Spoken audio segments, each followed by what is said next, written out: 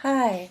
You might hear my two doggies fighting in the background. Not fighting, but playing with each other in the background. So if you hear some strange noises, that's what it is. I just finished reading all your papers that were on the discussion board as of last night. I am really pleased with the papers because, first of all, everyone had a thesis and everyone supported it. I'm going to be, I made comments on the discussion board about probably picky things and a few things about content. I would like all of you, when you're writing your draft, to be more thorough than I was. I didn't want to say everything because I want you guys to see what you can find. Some things I want to point out to help strengthen your papers. I found in more than one case, some people had too many eyes, that is, illustrations, in one paragraph. I just picked one paragraph at random that somebody wrote that I think has too many eyes in. In Pamela DeLoach's article, The Four Negative Sides of Technology, she states that technology changes the way we think beginning in our childhood. Kids who always use search engines become better at finding information, but are having a harder time retaining the information. When technology is used too much, there are less opportunities to use our imagination and not enough time to think deeply about the information found. And then that seems to be a really solid paragraph there if it had an E, if we stopped right here. And we put in an E, an explanation of why this information was used. But then you've got more information that seems to go off on the idea of what a cyberchondriac is. And to me, that's a new idea. And it needs its own paragraph. In fact, she has P, I's, and E here. She left this one without an E.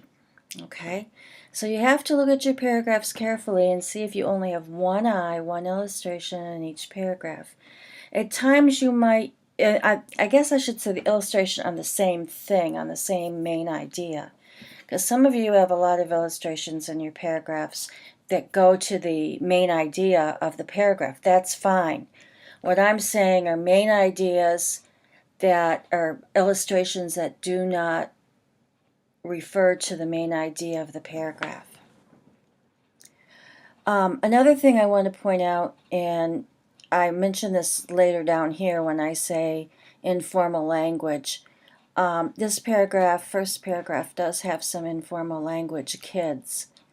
I used to tease my middle schoolers who lived in a rural area when they put kids in their paper saying, "Are you talking about your goats again?" Because they all owned goats, it seemed. It seemed a lot of them did. And they would tell me about their pet goats and whatever, and that kind of shocked me because I'm a city girl.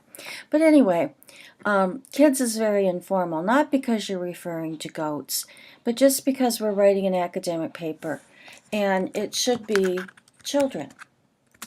Okay, so be careful of saying kids for children.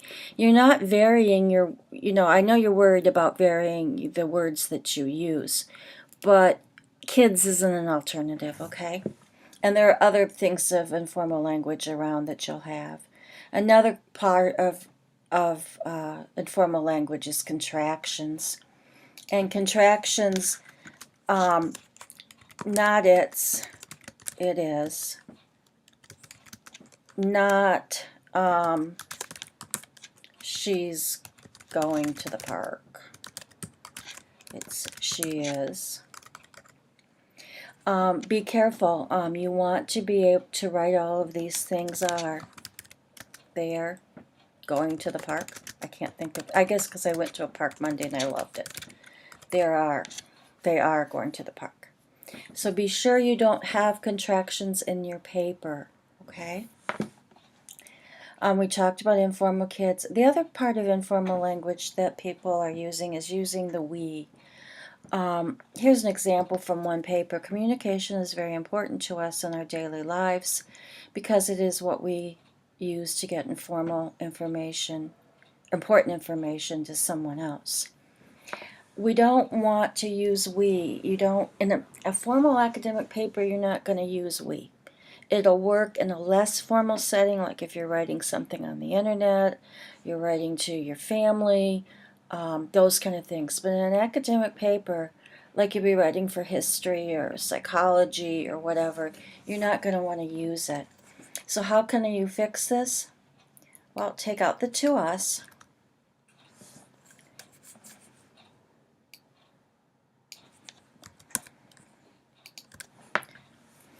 And change the verb from, I don't even remember what it was, we use, to is used. And that way we've gotten rid of the we. We have only the solid information rather than adding extra words. Another thing that's happening to some people is they're making sweeping generalizations. And by sweeping generalization, you are assuming that everybody feels one way, or everything that you have read says. You want to keep your sweeping, you want to keep your general, you don't want to generalize at all. And when you do that, it ruins your credibility to your reader. For example, every study shows that a family has a higher risk of suicide in their home if a gun is accessible. Is it every study? Is it every single solitary one? Then to prove that, you'd have to have every single solitary one in your paper. What you need to say is studies show, many studies show, and then you'd have to follow up with examples from different studies. Okay? You can't just say everything in the world. And many of you are using words like everything, everyone. Those are also sweeping generalizations. You're assuming that everything in the world is fine. Everything about technology is bad. Everything about cigarettes are bad. You've got to say specifically what is harming or what is supporting. And you also, many of you are using language that makes not using language that makes readers want to read your paper. You need to, and one way to really get people to not read your paper is to use a lot of there is, it is.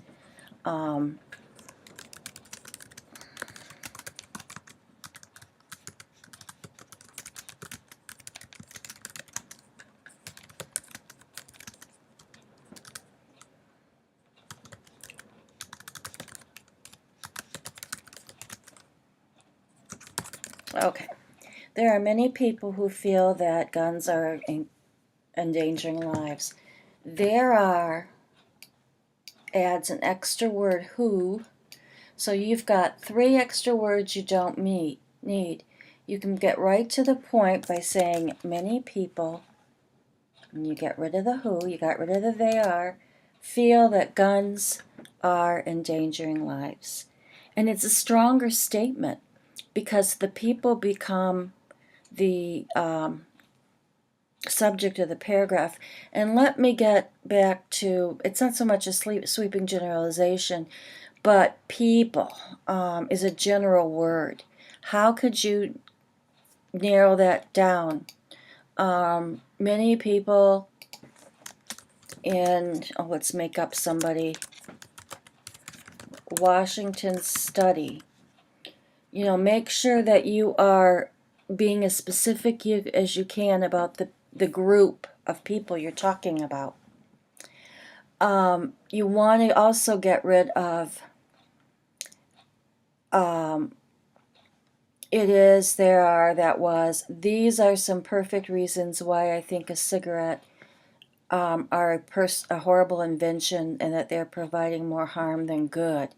You want to get rid of that.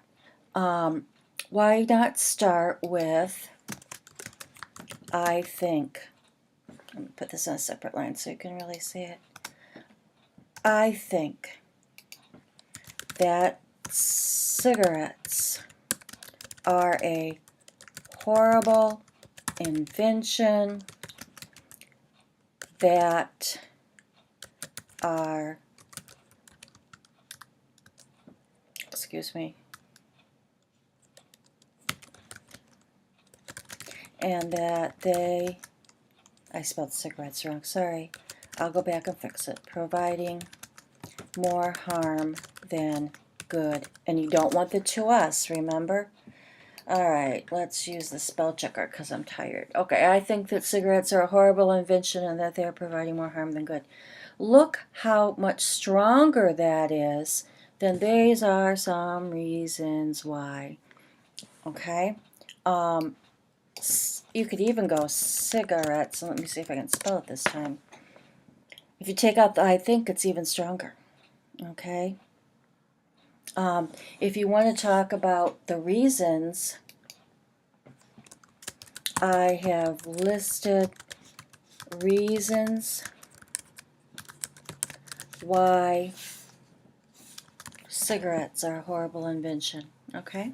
So there's many other ways to say that rather than these are some perfect reasons why, and you're getting rid of all that so that you have the main idea was that they're horrible inventions and they're providing more harm than good.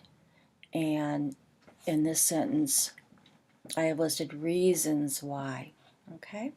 That's about all I have to say. I want to see your reviews of one person, and I want to be sure that you are taking seriously the review process. The review process is very important.